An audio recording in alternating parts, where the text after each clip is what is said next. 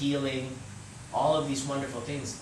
The dark side, or the twisted synthetic side of pharmacology, of taking those plants and then taking those molecules and changing them around, right, synthesizing them, packaging them, has also some very equally detrimental effects. So the more people take pharmaceuticals, the more disconnected they become from not only their own nature, but Mother Nature as well. And so there's a powerful push to disconnect us, through the use of pharmaceuticals, especially in children. It's permanently affecting their brain, and their brain chemistry, and their nervous system is being permanently changed by this stuff. Yeah. Well, Ethan had leukemia. We went through all that stuff, 2.5 years of all these drugs, and if it's known that there's something that will cure, I have all the information too on the leukemia studies. Does it just not cost anything to get that out? Is that all it is? I mean, is it all about the money made off of this? Well, for one thing, the ayahuasca can't be synthesized, okay? It can't be synthesized. That was my next question. Yeah. So as soon as you mess with it too much, it loses its properties, so those properties actually become mutated and create the opposite. And brewed immediately? Yeah, it all has to be fresh and really associated, and like I said, it's not only just about the plants too, the songs play a very important catalyst effect of carrying that medicine through the body. But ayahuasca is becoming more and more accepted in our culture right now. A lot of people from all kinds of ranges of society it's not just for the fringe. A lot of mainstream people are using it as cure. It's getting so much more publicity and acceptance. It goes and corrects the DNA. Like That's right. It bends the DNA for every one cell, 2 chromosomes had switched places, and that was then cancer. Exactly. So you're saying that will go back and actually reverse? Yeah, absolutely. Absolutely. As it gets turned on, it can also be turned off. So your DNA, a person's living DNA, is multidimensional. It's not just this. It's not so simple like this goes in and it stimulates this part and then this turns on. It's not so simple. It's more vibrational. Like the telomeres or whatever it is, the tail ends of those DNAs shorten as you get older and Sure. They can, and they can also be restored. Absolutely, through these different plants and different practices. Like I said, we don't have to use the plants per se. These dark room therapies do the same thing. So definitely, there's a lot of information on leukemia. So you should definitely, I'll give you all that information to go research those cases. It's very interesting. Yeah, and if you go on my Facebook right now, you can look at Ananda's lecture, and he provides a lot of that stuff in the lecture. But leukemia, he starts his lecture off talking specifically about leukemia. Yeah. Along with this, one of the debates is that in medicine or mechanistic reductionistic thinking is that you can take any natural compound and you can make it out of coal tar. You could just break it down, and you can just recreate the carbon chains, so you can create synthetic vitamin B1, which is thiamine, from coal tar. Or crystalline vitamin C versus organic vitamin C. But now there are studies showing that one of the causes of sterility in our society and the low sperm count and the the GMOs, the genetically modified organisms, and synthetic thiamine, which is B1, is responsible, and that's what they spray on grains when they make bread. That's right. And so on and so forth. Yeah, So they showed in laboratory rats that synthetic thiamine turned their testicles blue. Yeah. Fortification, they call it. Fortifying. The other thing is that it's sterilizing us, without a doubt. And it's that idea that you can break something down into. So it's all connected, and it's a living thing. It's a living thing. What's the biggest living thing in the universe? The universe. And mankind, once again, continues to just cut off a little piece, segment it, and think it can find the magic within there, that it can suck out the magic. Like Sir Francis Bacon, the guy who was really responsible for modern medicine, he said we must squeeze and torture Mother Nature for all her secrets. That's one of his famous quotes. And that's what they did. They squeeze and torture Mother Nature for her secrets. How is that working out for us? What about asking her? What about loving the secrets from her? You know, we have to squeeze and torture to get any information, and that's the approach. Cut it off, segment it, you know, dissect it. Let's analyze it, let's synthesize it. Let's not work with it. Let's not cooperate and learn from it. Once again, it's this idea that we're superior. One of the beautiful things about me going to the jungle and dealing with ayahuasca was that I realized that there are plant entities that are much smarter than me. Much smarter, much more powerful than I am. What if Sir Francis Bacon or some of these guys actually had that breakthrough that maybe Mother Nature has some information that they don't? Maybe Mother Nature has some wisdom that they can't even conceive of at this point.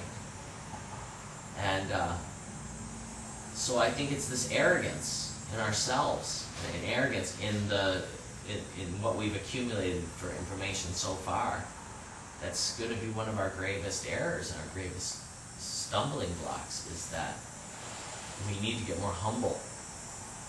We need to be more humble and realize we're just babies. We're not knowing so much. And a lot of information has to be gathered in a responsible way. And we can't so easily synthesize life as though we'd like to think. You know, we can be gardeners and curators and cultivators of life. But to take responsibility, saying, you know, we have total dominion. And I think, once again, that's where some of that religious dogma came in. You know, in the early Genesis, one of the misquotes, I think, is that God gave man dominion over the animals and the plants and the birds of the sky and the fish of the sea. Dominion, I think, was the wrong, maybe it was even mistranslated, who knows? Maybe we were put in charge of being caretakers. What about that as an idea?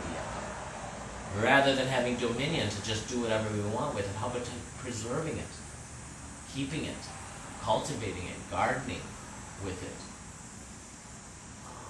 This idea. Dominion, we've taken over the birth process itself. Dominion is a good way to describe what humanity's been all about for a long time and what we're about currently. You know, dominion. Even these movies like Avatar, where we go to other planets. What do we want to do? We just want the resources. It's very logical. We are like that. When we go to the forest, what do we want? We'll just take all that stuff. You know, let's take it all. South America has a long history of dealing with Americans going in and taking all their rubber, or taking huge sections of the forest, or taking all this particular type of lumber or wood. And how many other species were lost in that degradation? Because we didn't care. Those weren't profitable at this time. So, again, it's the same story of just the selfish negligence. But it can change. It can change. Hopefully it's changing quickly. Very quickly. And I think things like, you know, these plant medicines, they're accelerators. They're accelerators for us. They will quicken that information and keep you from forgetting. Hopefully. Although I don't advocate everybody going to the jungle and doing this, because it is very dangerous. You know, I do want to emphasize that. There's a lot of charlatans out there that want to quick money because they know that this is something that people are interested in, especially in the West, and Westerners don't know. Often they don't speak the language, and they can be easily hustled. So they might be getting hustled. It might not even be ayahuasca that they're taking. It could be something else. And there's a lot of shamans and stuff down there that are charlatans. Just like there's a lot of yoga teachers that are charlatans too. People that are claiming to be teaching this ancient system, and they're really just teaching some exercise bullshit. Same thing with the shamans. So be careful. You know, anyone who sees this video and anyone who is interested, you know, do your research. For sure, do your research, go down and meet the people. That was what was nice about this, is it was up to us to choose who we wanted to go with. We could ask people, we could ask them questions. you know, it was very much it was more research. You were allowed more research. It wasn't something you were pushed into or even recommended to do. So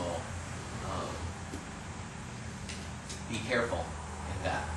Be really careful with that. And I think it's just more and more disclosure has to be done about it. And then, of course, as more and more disclosure, as it becomes more common knowledge, it becomes easier to recognize authenticity, you know, from the fake.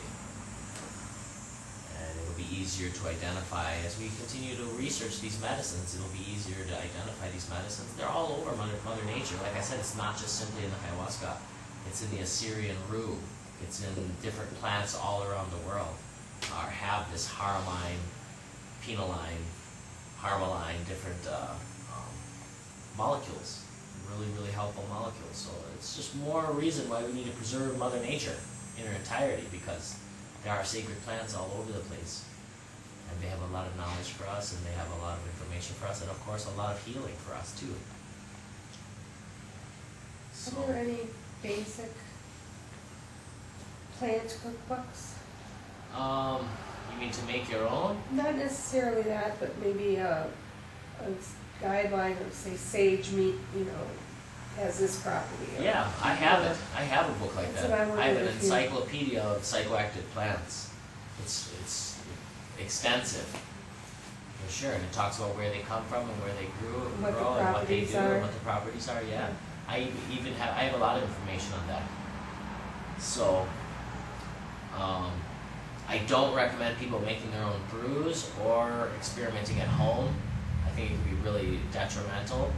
There's a reason why some of the shamanic practices are held in effect. The songs, the ikaros, having the shaman there who drinks every day and maintains, and also being in a more sacred space, being in a maloka, a circular building that can be kept dark and is made for that purpose, for that thing.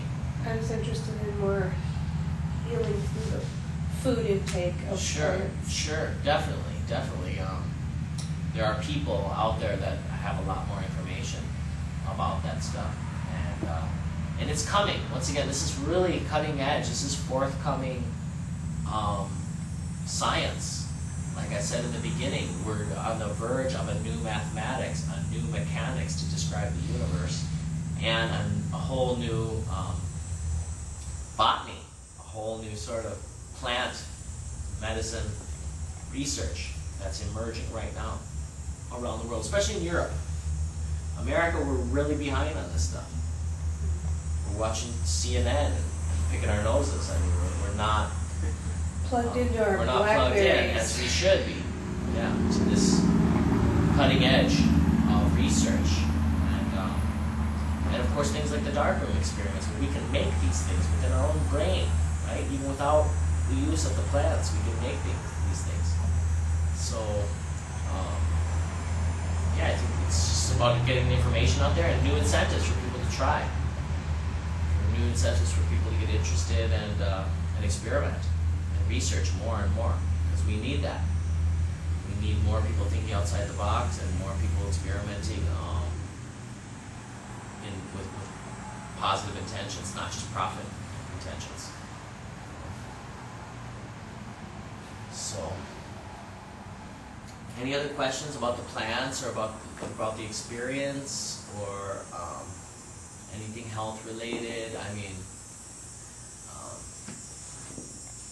just on a very practical level, you know, these plants are antibacterial, antifungal, so they clean out one's intestines. If one has any parasites in their system, you know, that's usually a really good way to get those out. It is very uncomfortable, you know. It's purging. You purge a lot.